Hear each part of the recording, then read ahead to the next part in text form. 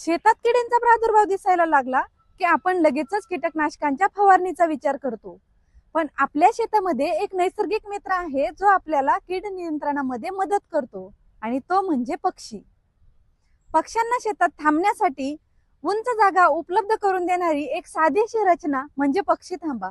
या पक्षी थांब्यावर बसून पक्षी आपल्या पिकाचं निरीक्षण करतात.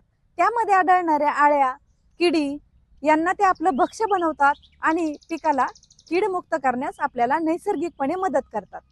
पक्षी थांब्याची रचना शेतामध्ये उभी करणं हे अत्यंत सोपं आणि अगदी निशुल्क आहे.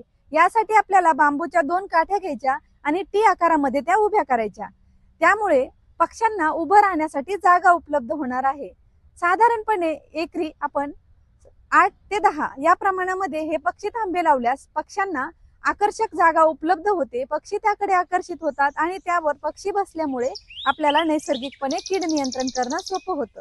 पीक कुठलंही असू द्या, मका, सोयाबीन, मूग, उडीद, भुईमूग कुठल्याही पिकामध्ये आपण हे पक्षी थांबे लावल्यास निश्चितच नैसर्गिकपणे कीड नियंत्रण करणं आपल्याला सोपं जाणार आहे.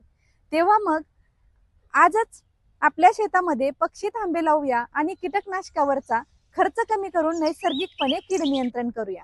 धन्यवाद.